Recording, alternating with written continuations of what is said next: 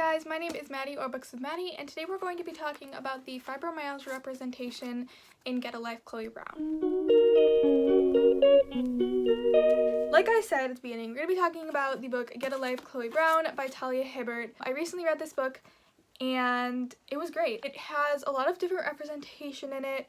The main character, Chloe Brown, is black, plus size, and has chronic illness. So she has a chronic illness called fibromyalgia, which will be the focus of today's video. I am only going to focus on that aspect of her representation, so we're not going to focus on the other aspects, only because I can most knowledgeably speak about that one, because I have fibromyalgia. Yeah, we're going to be talking about that today. We're going to be talking about how accurate it is and how it is represented in this book, if I feel it's done justice or if it's accurately done. But before we get into that, I do want to explain to you what fibromyalgia is, because there are a lot of misconceptions, there's a lot of confusion around what it is, and then we're going to be getting into exactly how it's represented in this book and then a couple problems I have with it.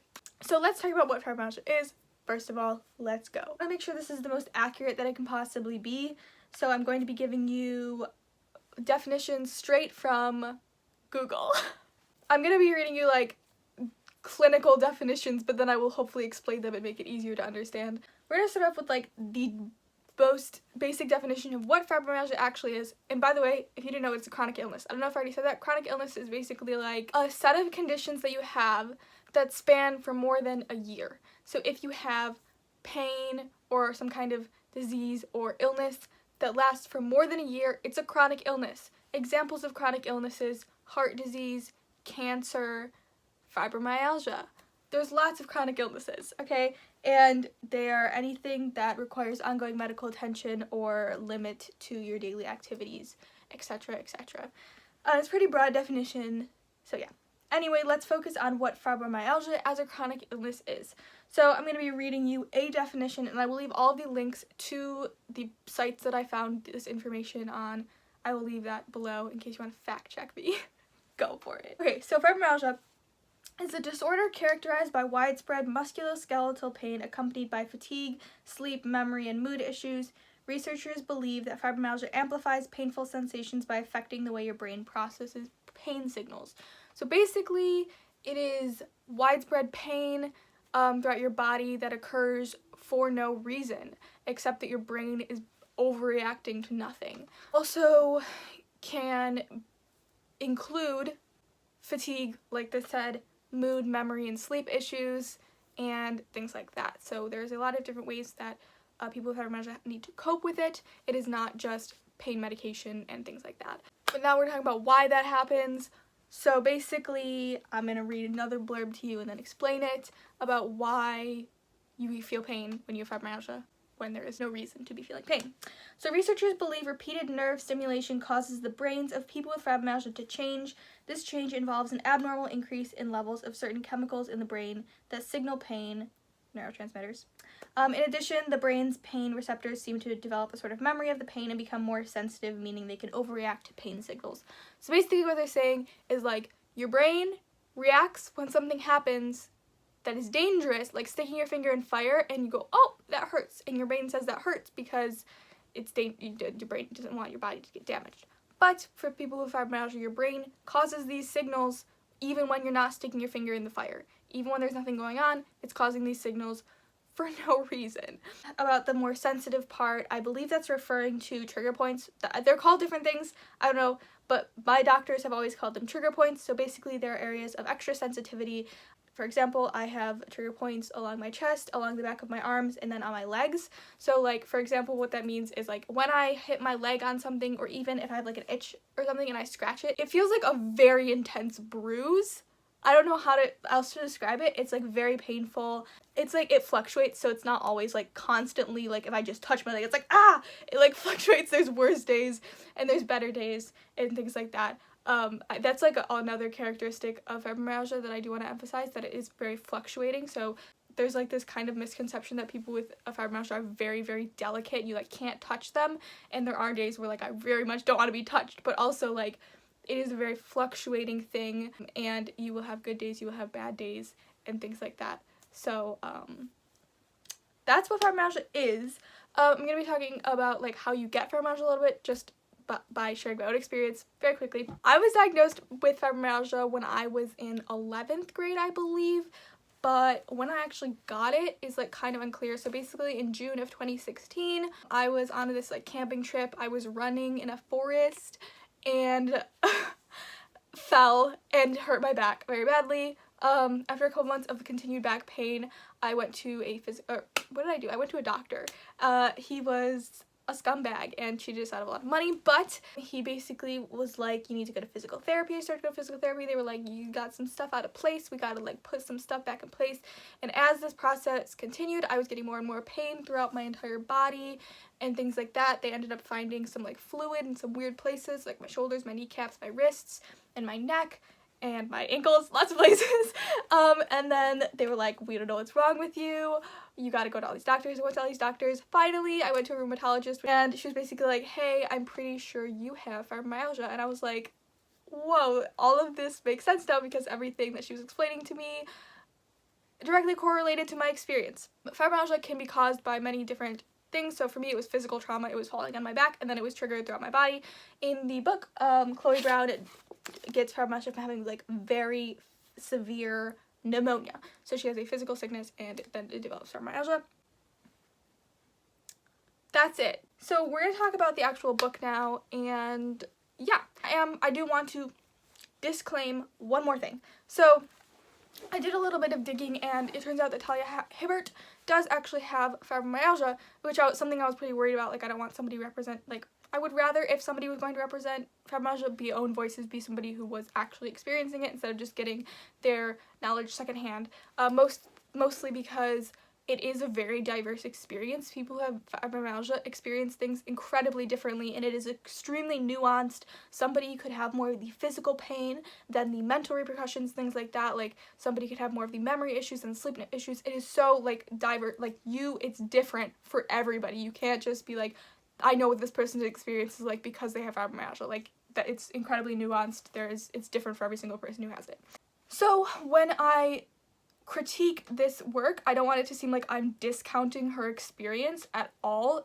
And I don't even know if this is a representation of her experience, but I'm saying like this experience that Chloe Brown has in here, I'm not discounting it at all. My critiques are not with the actual representation of the disease because I can't tell her how she feels or what to feel or if it's accurate the way she feels because it's different for everyone. So we're going to talk about more the way that it's portrayed, the way it's represented and things like that, and the way Talia Hibbert has other people react to it, if that is accurate. So I did have some concerns about the way that it would be represented. One thing that I find frustrating about having fibromyalgia is the fact that everybody thinks you're so breakable and like fragile, and I thought that it could be used, especially in a romance novel, as this kind of method to empower the man in the relationship to seem strong and able and capable and kind of weaken the female character who has fibromyalgia and make her appear as somebody who constantly needs to be doted on, constantly needs help. And there's nothing wrong with getting help. I need help all the time. When I'm having a flare-up, I need somebody to get me a glass of water or something like that. Like, I'm fine for asking for help.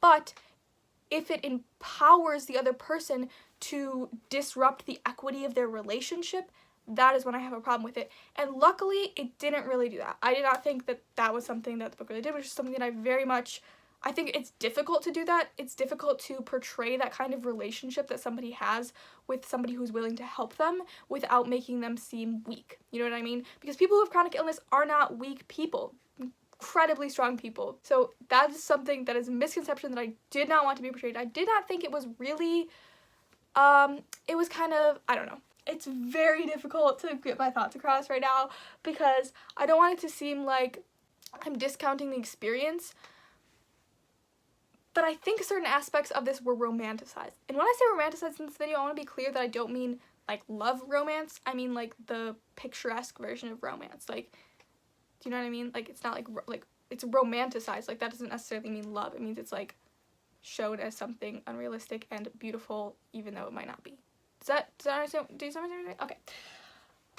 There was a big issue though I had with this, and that's what I want to take the most time to talk about in this video. I know I haven't really touched on anything very significant, but I did want to show this really quick because When I was reading, I wanted to mark off the places where I found positive representation, where I found any representation at all, and then things that I had a critique or a problem with. And I wanted to show, because the pink, what are these called? Tabby post-its are things that I found positive or relatable or something I could be like, oh my gosh, yes. Yellow ones are just like any representation, all could be positive. Most of the time it was positive, like it was just like, oh, they're talking about it. And then the blue things were things that I felt a little iffy about, a little questionable or critique. And so as you can see, it's overwhelmingly positive, and I could be being really nitpicky with some of these blue ones, so there's only like, what, 6? So it was overwhelmingly positive. It took me a really long time to figure out what something felt off about this book. I gave it 4 stars, by the way. I don't know if I said that already. And not only because of, there were things I felt iffy about, but like overall, just like, it was 4 stars for me, like as a romance, as a book, as a novel. It was excellent, and you should 100% read it. Wait, let me be clear about that you should absolutely read this book. That it is incredible and diverse and wonderfully written. I hope I wasn't saying that you shouldn't read this. Absolutely, you should read this book. Like, 1,000,000,000%. Absolutely. Okay, I hit my camera, so it might be a little bit different looking all of a sudden, but it's okay. So there was something, and it took me a minute to figure out what was bothering me about this book, and I figured it out. So in the book, we see the ways that fibromyalgia drastically affects Chloe's life, and it does. It is in many ways, a debilitating illness, and it is incredibly difficult to deal with, especially in the beginning stages when you don't really know what's going on. And I think that was really well portrayed in the book, how she talked about how many doctors ignored her, misdiagnosed her, just like shoved her off, because fibromyalgia isn't visible. It's not something that you can immediately pinpoint and be like, oh, I see that you have, like, you can't see it. Like, it's something that you have to trust the person to relay to you. You have to trust that they believe you when you're telling you. You have to trust your doctors, and that's something that's really difficult to do, and something that was really tough that Chloe went through. And so I thought that was very well represented. Like I said, I went through several different doctors trying to find a diagnosis. I was cheated by doctors and things like that. So yeah, that is a huge issue that I appreciated being brought up. The one thing that I wish that this book had represented better was the way that people with chronic illness push through their pain. A lot of times Chloe had the ability to kind of sit down when she was in pain, and that is not an option that everybody has. So people with chronic illness must be incredibly mentally strong to push through pain, to still get things done when they don't want to, and that was not very well represented in this book at all, I think. For people who haven't read the book, Chloe comes from a very privileged past. She's from a very wealthy family and has the opportunity to live with her family until she's like 20, late 20s maybe, I think. That's how old she is. I don't remember how old she is in the book. And then she also has the capabilities to find a job in which she's able to work from home. So, and I do want to be clear that when I say privilege, that's not a negative thing. There's like this twisted idea that when you say somebody's privileged, you're saying something bad about them. That's not what I'm saying at all. We need to all be able to admit our privilege, because everybody has at least a little bit of privilege. Like, we all are privileged in some ways over others and then disadvantaged in other ways. That's what intersectionality is about. We all are different, and so we all are privileged and disadvantaged in all of these different ways, and we need to be able to admit that. And so we give the people who are underprivileged the ability to speak and have the space to say their experience. Anyway, that was a side tangent, but I do want to be clear that I'm not saying something bad about the representation in this book when I say the word privilege, because that's like trigger word for some people. Okay, so Chloe is very lucky in the way that her family, I took a bunch of notes, so I'm going to be like looking down. Okay. Her family is very wealthy, and she's able to work from home. She's clearly able to afford medications and therapies she needs and is able to work from home. So she talks abundantly through this book about how many different medications she's gone through, how many different things she has tried, and how many different things have failed. And that really portrays how much money she has, that she is able to go through all of these different medications, all of these different therapies, and find what works for her. And that is something that is a very common struggle amongst people. Like, you have to find a very specific recipe and remedy of things that work for you. What works for her is not going to work for me, and what works for me is not going to work for the next person who has fibromyalgia. So, and it is not just medications, it is physical therapy, it is cognitive therapy, it is stress relief tactics, sleep schedules, things like that, yoga, low impact exercise. There are a huge formula to finding out what you need to do to cope with your chronic illness. So, I don't know where that came from, but okay. But unfortunately, Chloe's experience is probably in the minority and is not at all universal. many people don't have the time and money to figure out what works for them and doesn't work for them. She talks a bit about in the book about how some medications didn't work because of the mental impact they had on her. They made her foggy, they made her confused and forgetful, and a lot of people don't have the space and time and money to give themselves in order to try out these different medications. If they have a medication that doesn't work for them, that makes their brain foggy, that could mean they lose their job, that could mean they fail an exam, that could mean they mess up something that is very important in life, and they don't have the space to make those mistakes. And so I thought that was something that was like not mentioned, like this is such a narrow experience that somebody has the time and the space to go through all of these things. And I wish that everybody had that experience. I wish that this experience was universal and that everybody had the time and the space to find out exactly what works for them, but it's simply not. Like when I was diagnosed with fibromyalgia, I was in high school. I missed weeks and weeks of school because I literally could not get out of bed. It was a very, very difficult experience. I felt that that wasn't at all portrayed in this. Like the true struggle of somebody with chronic illness was not, I feel, really well portrayed. It showed her physical incapabilities and things like that and the things she had to do to cope, but in reality, she got to sit on a fluffy bed at the end of the day and have her hot muscular neighbor serve her food. That is not a universal experience at all. Like that is not what most people with chronic illness go through. Most people with chronic illness don't have the option to sit down when they're tired. They have to keep going, they have to go to school, they have to go to work, they have to take care of their family, regardless of the pain they feel. And that struggle, that strength, that incredible amount of stamina was not portrayed, I feel, very well in this book. So that was my main critique with this. I know that it's also kind of unfair of me to say that because this book, the main focus of this book was the romance. Like, this book is a romance book. It's not a book about fibromyalgia. It's not a book that is trying to, you know, have a conversation, like a really important conversation about, like, that's about fibromyalgia or chronic illness. Like, it was represented, but I don't think that the intention of this book was to be solely about fibromyalgia. So I can't be like, you didn't do everything, you didn't represent every single nuance, and you didn't, like, no, I'm not saying that. Like, that is not fair at all. But there is something to say about, like, the way that the author conveniently placed all of these things in Chloe's life so that it didn't have to show the ugly parts of chronic illness. For example, in my experience, I was diagnosed, like I said, in 11th grade, and for the last 2 years of high school, I would miss weeks of school because I could not go in. And there were days when I literally had to just force myself to go in because I was missing so much and I was falling incredibly behind. I had to get up and go, even though literally the fabric on my skin would hurt to literally touch my skin, and I would go and I would have to leave classes because I was crying, and I would have to go, and that's very personal, and I'm not like looking for pity, but I'm trying to show you that there's ugly sides of chronic illness, and like I would have to go to the bathroom and literally cry until I could force myself to suck up my tears and go back to class. And that is what I mean when I say the ugly side of chronic illness. It's not sitting in a pile of blankets with a very high amount of medication while your hot neighbor serves you a stir fry.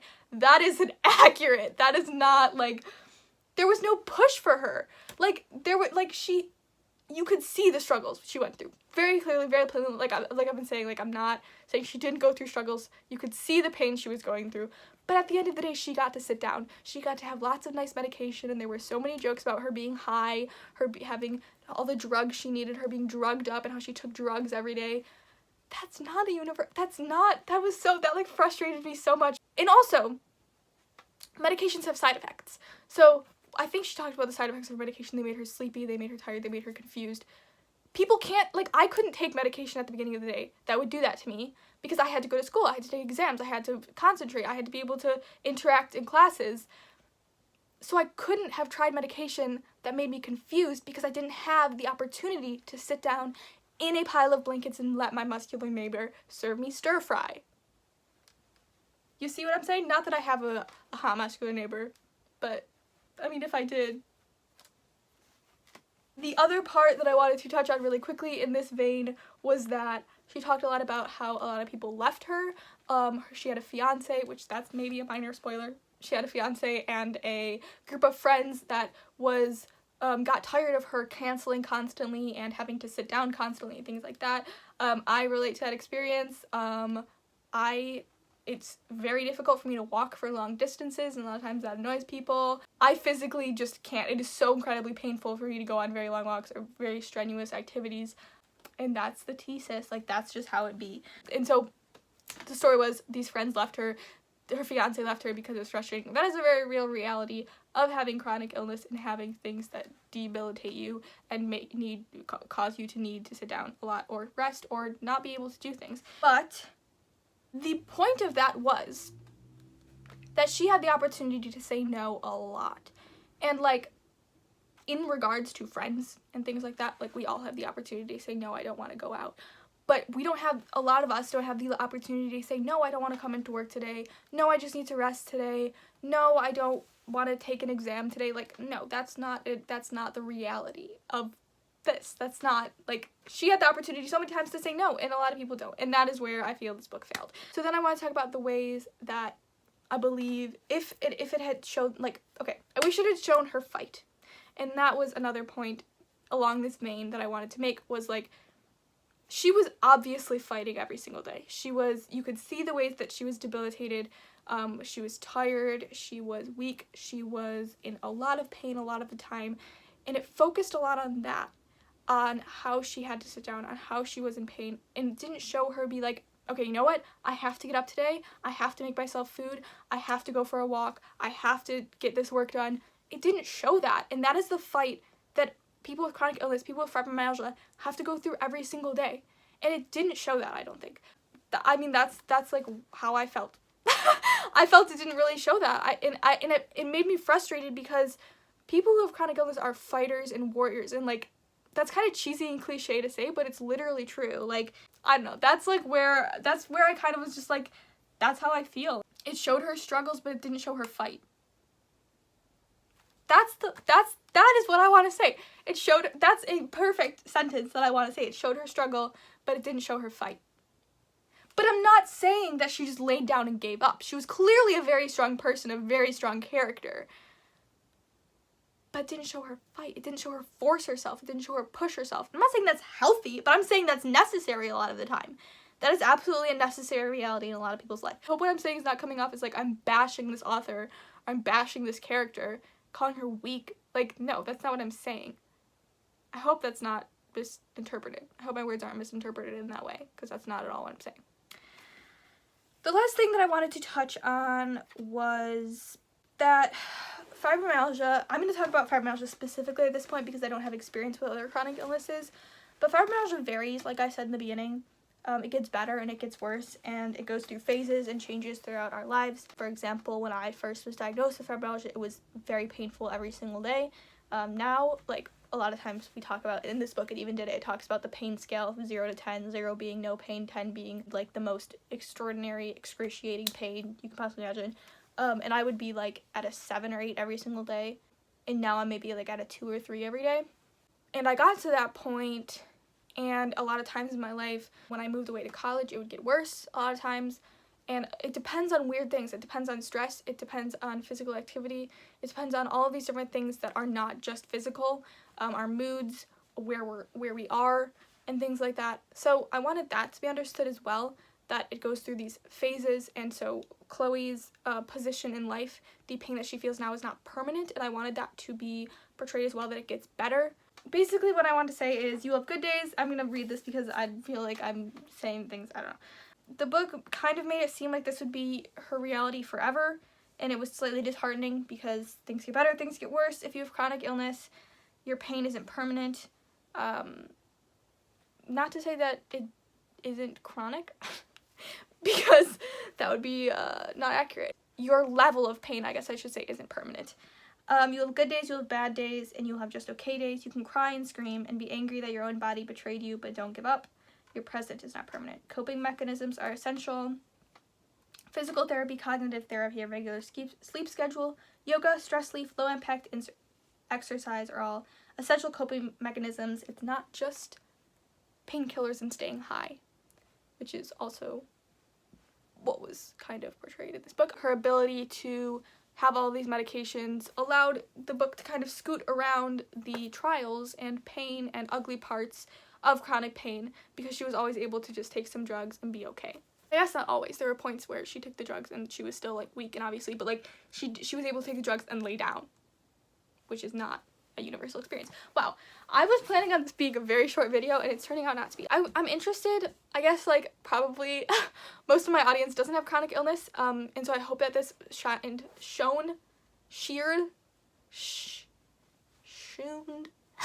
some light on the top. Shined? I don't know what the correct word is that I'm looking for.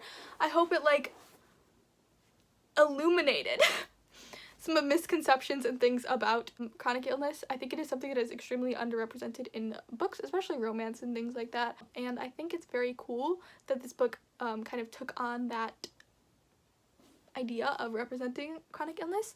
And I love the book. I want to make that clear that it is a 4-star book and that this was specifically a critique on the representation of chronic illness. So I'm going to critique the book, but this much of the book. The book is all of this representation, all this good stuff, and I'm talking about this much. And if my critique on this much is like, but the rest of it is good, then that means I've liked the majority of the book. And also, there was also a lot of positive representation of fibromyalgia and, like, accurate representation. What I'm saying is, be aware in books like this that this is one experience out of many, that every struggle I went through was not represented in this book, and every struggle she went through isn't the same for me. So, yeah, I don't know. That's just what I wanted to say. That, like, yeah. And also take some time and think about your local people with chronic illness. Give them a pat on the back if they are okay with that, if their back is okay. Or give them just, like, a virtual high five or something and say, hey, good job. You're doing a great job. If you know somebody with chronic illness, tell them they're doing a great job. Send them a virtual, you did great, okay? Because they're doing great. I don't know where this is going.